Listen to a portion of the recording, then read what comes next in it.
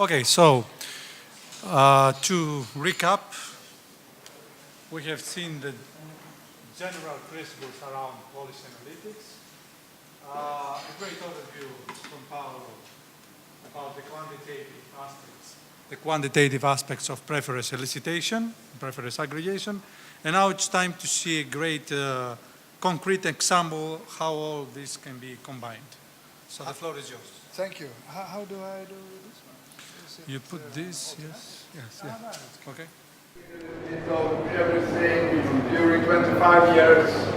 Now, I guess everything from demining in Cambodia to city planning of various kinds and insurances and financial modeling and so on and so forth. We have been working with nuclear waste in Sweden and large purchasing decisions and all this kind of. So there are a lot of applications. I started out as a kind of more theoretical mathematician in foundation theory, but then I became more and more interested in applications instead. Anyway, there is the project I'm going to talk about now is in the Middle East, and they have to tackle the issues of energy, like everyone else, but not least there, of course. And as you know, they also have some other challenges. So they must find some kind of solution that is also conflict sensitive. The good old style is just to decide something there, and if I work in Sudan also, for instance, so you know, if you want to move some population or if you want to make some kind of reform, you just go there and shoot them, basically. This is not very, except for some kind of moral issues regarding this, it's not very nice, to say, and it's also, they don't need more conflict. They already have Southern Sudan and they have Darfur and so on. So they want to find also there conflict-sensitive solutions of various kinds. In particular now, this project for energy is in Morocco, Tunis and Jordan. And these are quite workable countries, but they have a very vivid environment. For instance, Jordan, they want to have an energy policy that is, of course, internally conflict sensitive, but also externally. They want to, because of their location, they don't want to be too dependent on the neighbors. Anyway, so this is the requirements of that. It must be, of course, economic, viable, social viable, and so on. But they also address environmental dimension. So we have some kind of multiple criteria decision situation. But that must be included in some kind of reasonable process. And of course, because of the Arab Spring and other factors, we want to avoid further political destabilizations. They have also bad experiences there from the neighboring countries. So what is important here is to, in one way or another, involve the public.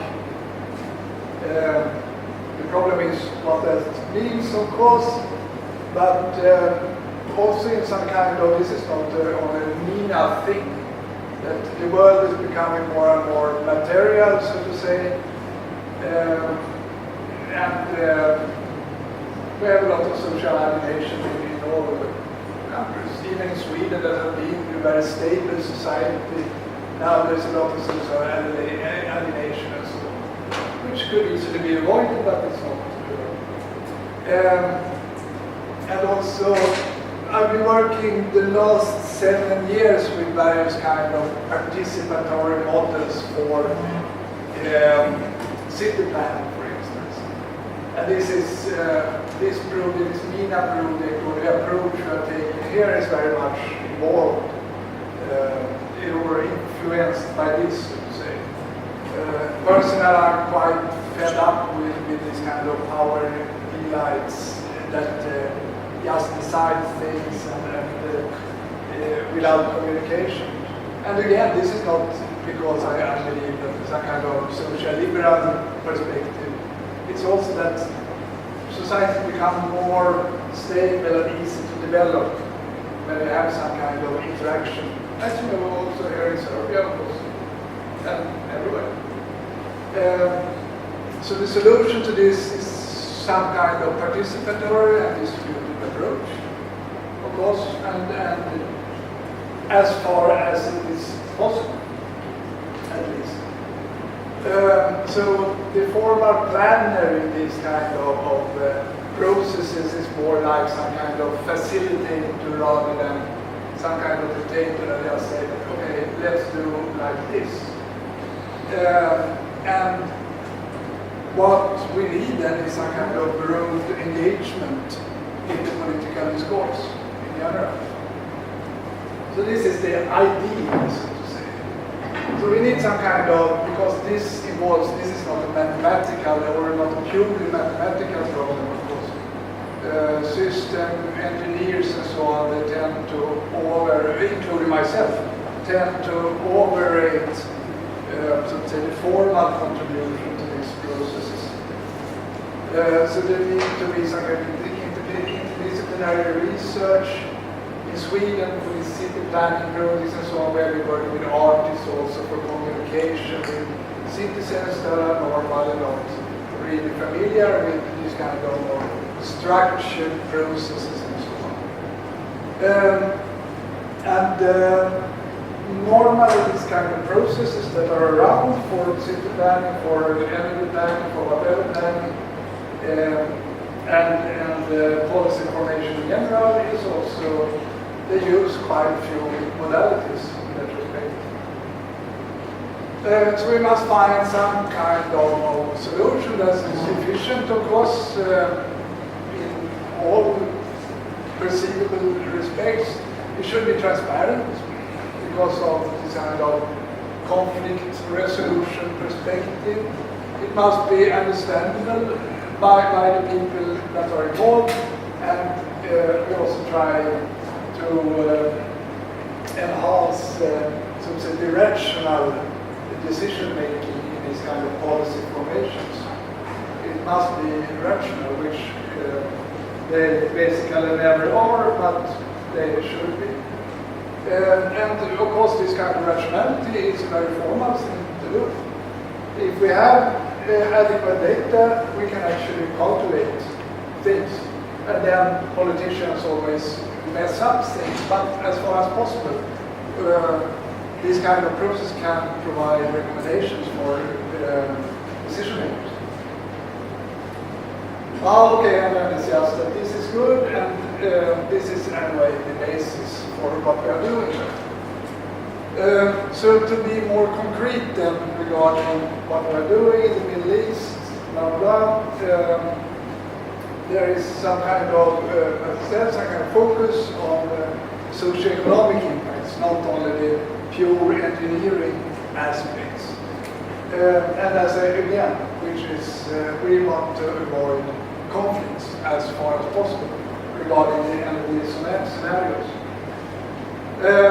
So what this is about is a participatory approach, as I mentioned, and we try to interact with as many representative stakeholders as possible. And the idea is to suggest a policy, an energy policy for the national decision makers. And this is also supported by the governments, of course, otherwise this would be meaningless. We can come up with whatever and they don't say we don't care. But we involve also the ministries of various kinds. And this is, of course, for feasibility reasons. So the idea is to create national energy policies for these countries, and we also try to, in this process, and this is for the coming 50 years or so, so it's a kind of a big project, so it's a lot of money involved also. And what we want to clarify is the different interests, opinions, and so on that are involved. And this also, we believe that this decreases the risk of irrational behavior. It will, of course, we are not totally naive, so it will not eliminate inconsistency and irrationality, but we try to suggest something that is best. And after some years of working in this context, I'm satisfied with the solutions that are not optimal or whatever, just that are not too stupid. Okay, so an important thing is also to make clear how representative the preferences are of different stakeholders, which of course it's hopeless, basically. It's very difficult. What is the public opinion? How can we even measure the public opinion? But we are trying to set up stakeholder groups consisting, it's impossible to do it in sort of a full national scale. But we're setting up stakeholder workshops with various representatives, and then combined workshops and so on and so forth. So the methods we use is to collect information, typically from expert groups, because if you want to, for instance, get an idea about safety issues with nuclear power or with oil or with oil shale or whatever, then we need to have some kind of expert opinion. It's not an opinion, so to say. We can easily see historically time series of carbon dioxide exhaustion and so on. We are working with process development, how to get a process that is reasonable fair, reasonable representative, and also we produce a set of tools for facilitating these activities. For collecting information, we have this expert service, sending out to 1,000 experts in various energy fields and blah, blah, blah. We have these multi-stakeholders groups that I mentioned, and we're also trying to mining opinion using this regular data mining tools to get some kind of what is the current discourse in the society, newspapers, blogs, Twitters, all this kind of thing. And of course, the background information that became biased, but please let me know if you have a better idea how to do it. Because as you know, when you're trying to do this, you measure the people that are terribly satisfied or terribly unsatisfied, and you have a very large group of people that either don't care or they don't care until you have a power plant right beside your house or something. The normal options in this context are, of course, solar power. This is usually PV concentrated solar power when you know what it is. Wind, hydro, nuclear, coal, gas, oil shale, and oil, of course. These are the options that we are discussing here. Oil shale is particularly interesting for Jordan since they have the second largest potential oil shale reserve in the world. And they are very dependent on the neighboring countries, so they are kind of interested in exploiting this. On the other hand, there are large, as you probably know, large ecological issues with oil shale.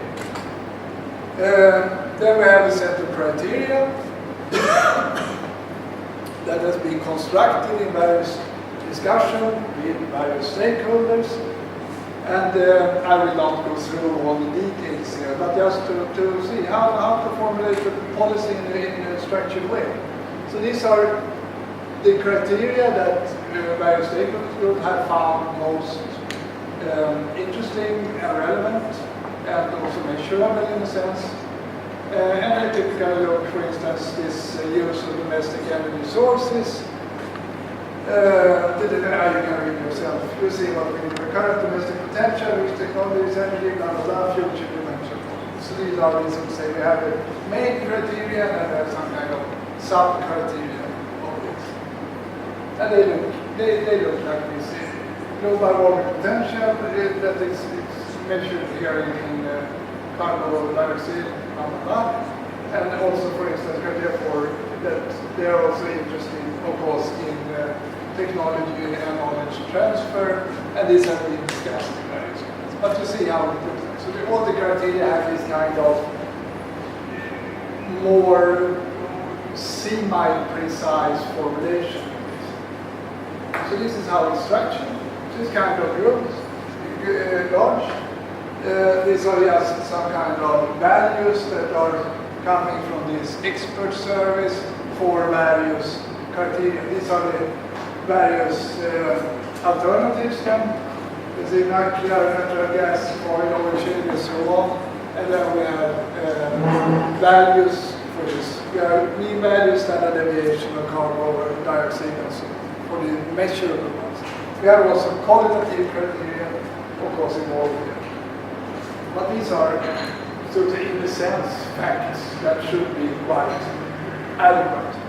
And we also calculate with standard deviations and so on, which also make the decision situation quite imprecise.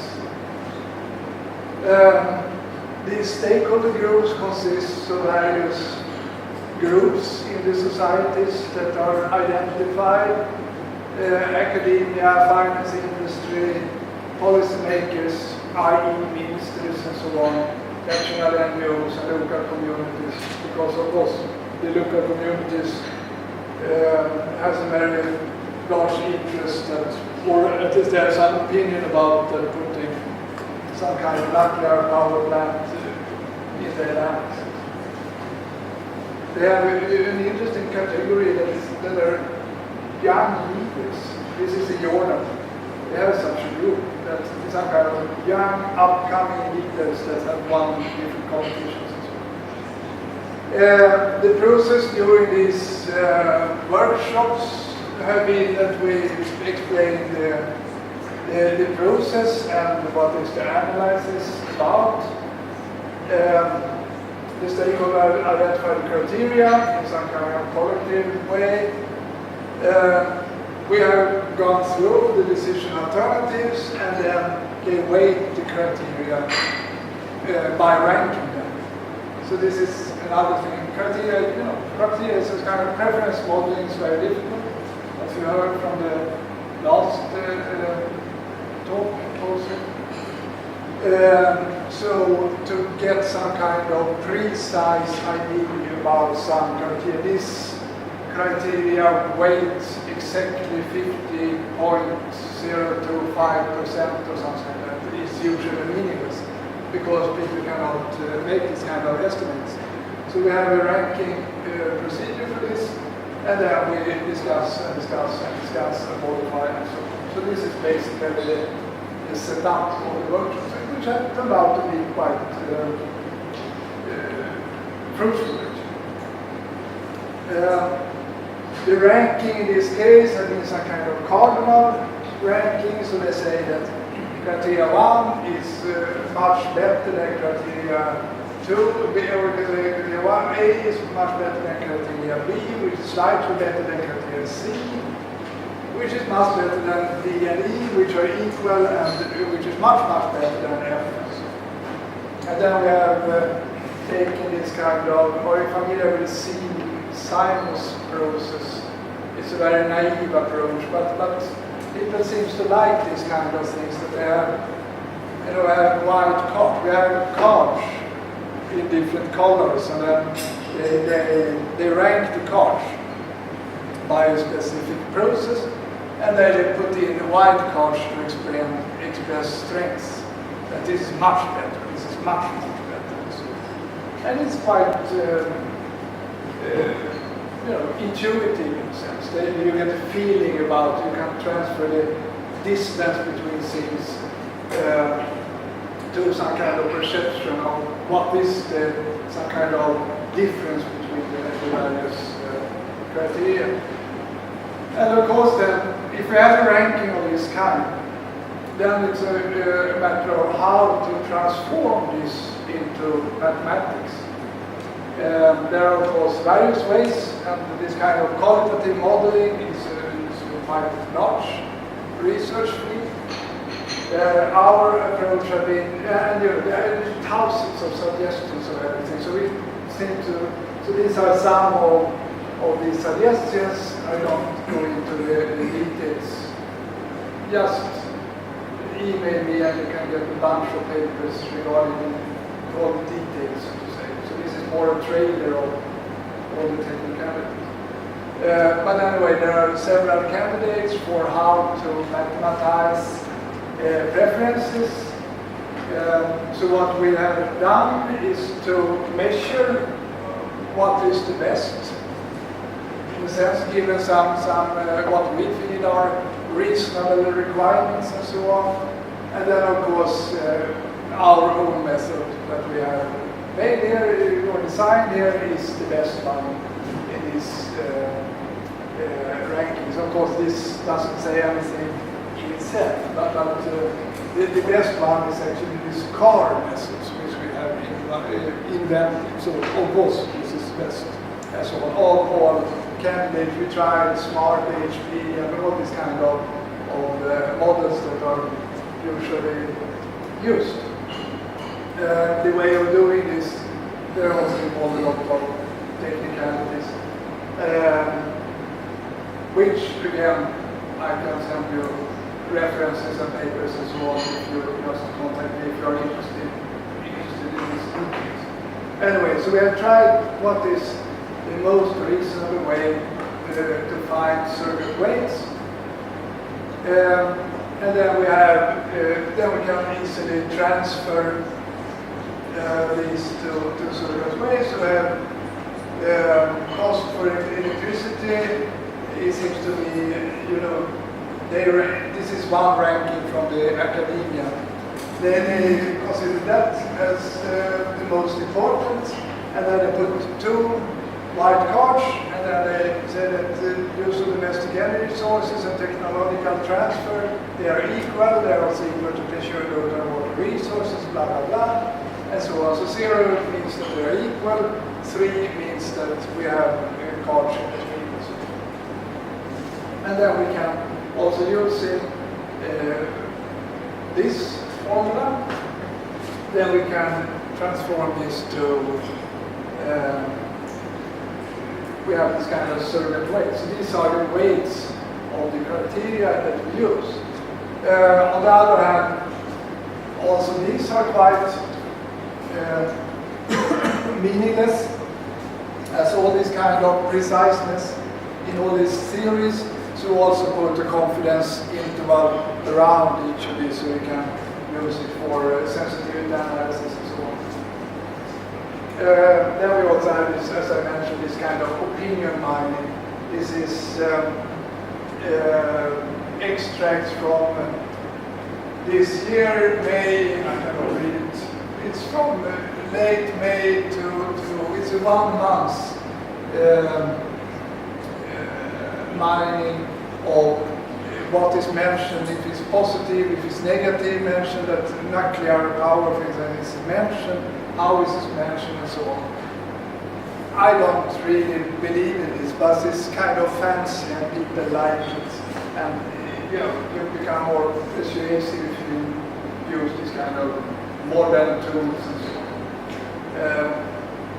I don't think it says too much, but it looks cool when we are writing things about it. And we also have produced two supports, except for this, of course, more simple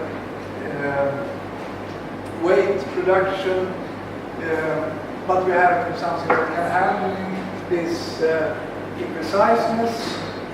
We have also tried to design it in a way that is not impossible demands of the decision maker. So it's some kind of, we have to make some kind of balance between theoretical precision and real life usability. This is, it's impossible. We can design some kind of fancy tools, which we used to do before, but no one understood it, no one used it. So we have to do some kind of, we have to have some kind of balance here. What we try to avoid is to violate at least too many reasonable requirements of these models, so to say. And we cannot have any combinatorial exclusion when we are doing a sensitivity analysis. Otherwise, again, it will be useless for all practical purposes.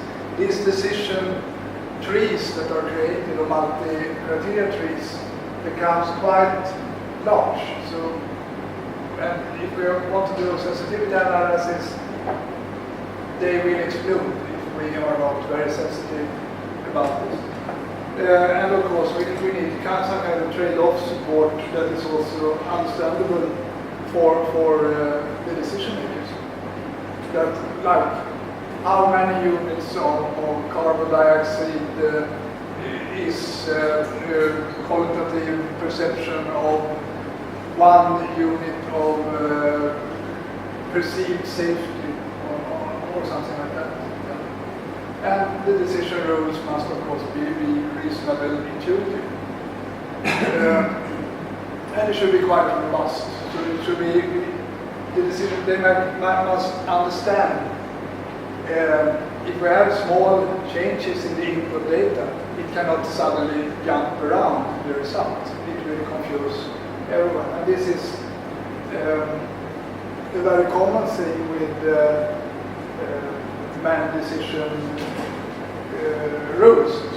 In particular, you know, all these kind of voting ideas that was also mentioned before. That we don't want to see. We don't want things to jump around in an unintuitive way. Then, of course, as I said, we have been working for many years now in trying to model and evaluate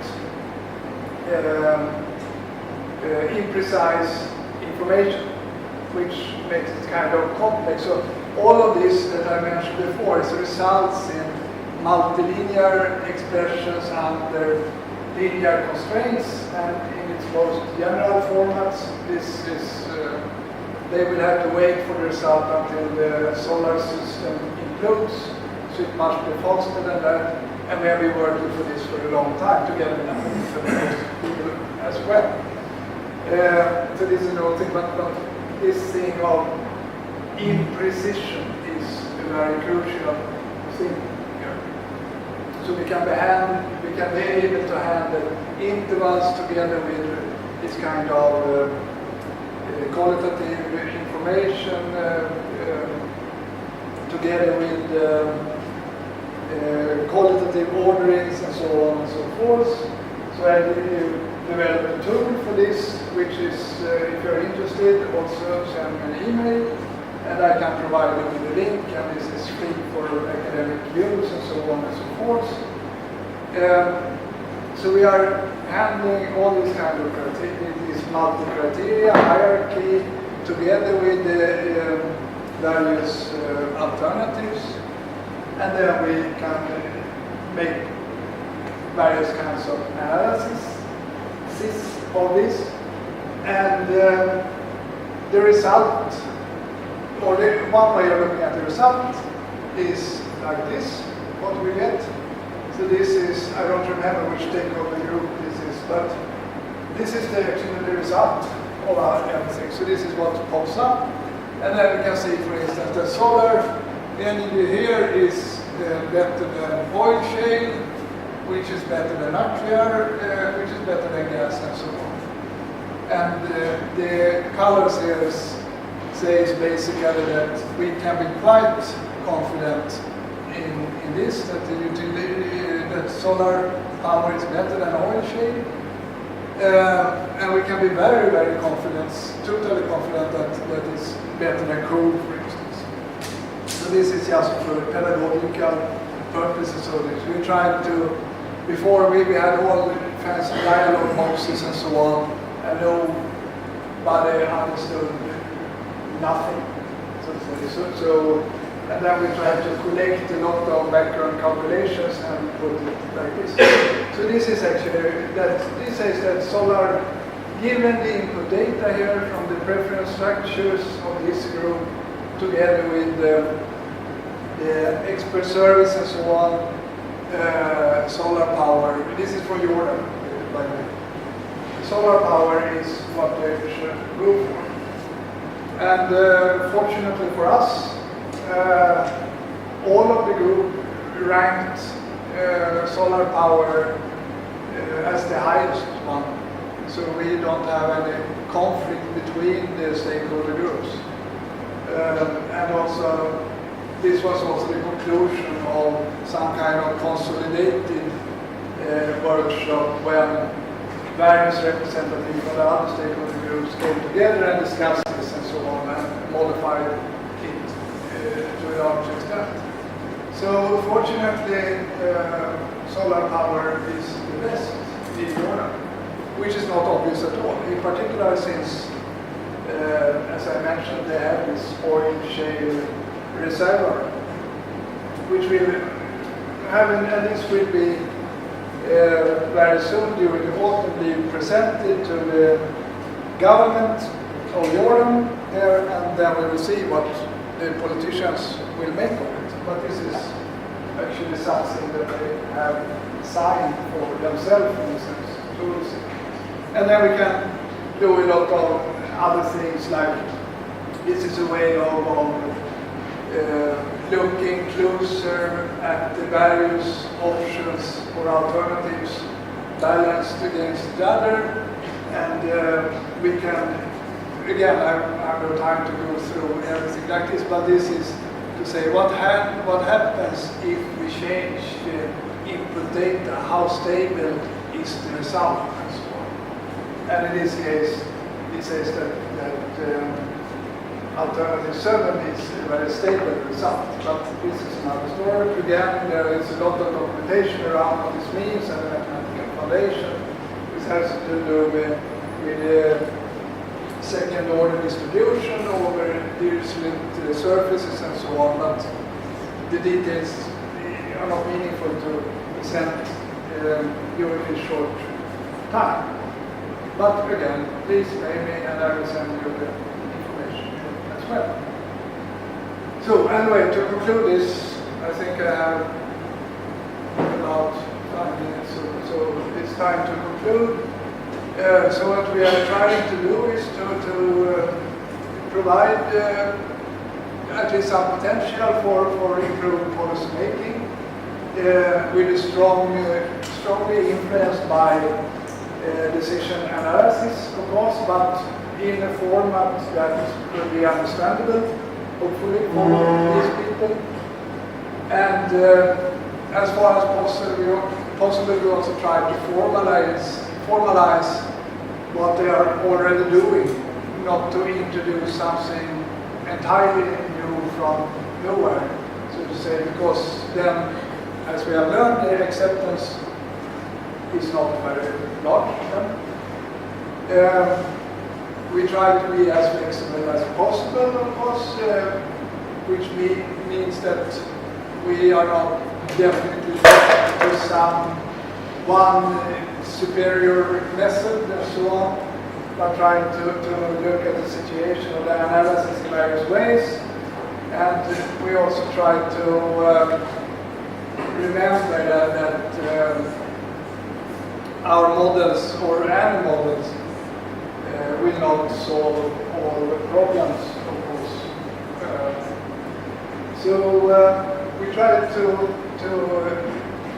bridge this kind of more analytical aspects or mathematical aspects of decision theory with some way of also trying to involve participatory process and try also to explain what we are doing. We are trying to get this result at least the preference is to say as representative as possible. But as I said, there are a lot of biases here and a lot of politics in the background, of course, but we are at least trying. Of course, this is not particularly easy, but I believe, even if I'm tendentious here, that these processes that we have developed have been quite successful, and people are actually quite happy with them. And they like the result, which is of course the way of making them happy, because actually most of these stakeholders are very interested in solar power. So it was also, and then of course, if you get what you want and prove that the one you really believe in is also the best alternative, it's also easy to like the model that produces. But what we have found, not only here, but in all our work over the years, that pure technology is never the solution. It's a lot of politics and agendas and so on involved, which must also be addressed when people are coming with various models and say that look what we have done. I think that's it.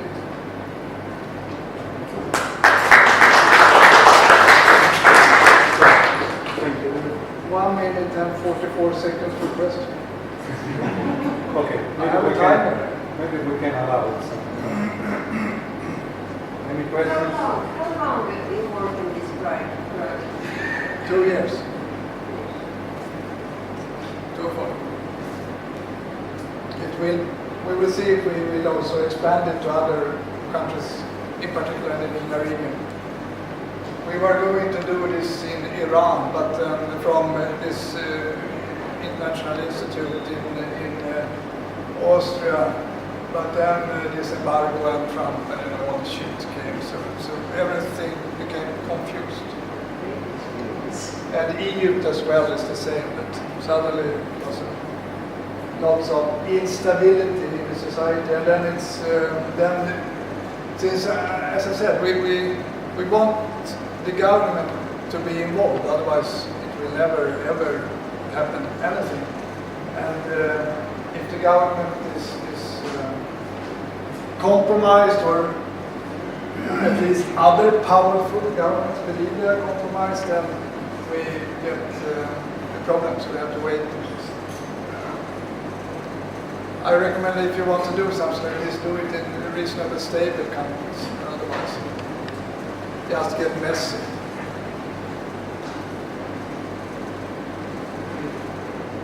Okay. Any other questions? Yes. How you decided on which, for example, which parameters you will use and which measures you will? That was sparking. Sorry. How you decide which parameters and which measures you will use by fighting climate change? Let's say that was somehow guided by the law, by the government, or By these stakeholder groups. these are their type of. Yeah. Of course, there are a lot of things to say regarding should you only measure global warming in terms of carbon dioxide and so on. But this is what they wanted and preferred. So this is not the voice of God. This is just some kind of modeling what people in these stakeholder groups prefer, so to say, or believed was the truth. And the expert service from the huge groups of experts. But of course, this is not a definite answer at all. Yeah, the question is software. Sorry? What methods of multi-criteria decision analysis do you use in your software? use any goal or everything is... It's an own design. It's a model for that we have been working with algorithms for 20 years, something like that, for handling imprecise information, then qualitative information, and mix them together and then produce a result in a computationally meaningful format. So, but again, if you want, of course, behind all this, there is a lot of theories and mathematics and even a patent behind it and so on. So, but if you just mail me, I can send you data about the mathematical models or the participatory models and so on and so forth. But as I said, for those who expected some more mathematical speak now, if you are very disappointed, I can satisfy your needs afterwards, so to say. So, Okay. thank you everyone. Thank you. The session and the first day. Mark, so the agenda for tomorrow has changed. So the workshop starts tomorrow at 9:30. So and we have a 9:30. Then we have 2 talks. Then we have a coffee break, and then we have another talk. So we are done on time. So that's it. Just if you come earlier, you can have a coffee. If you come at 9 a.m. also, it's on us. But at 9:30 we start. So that's it. So thank you.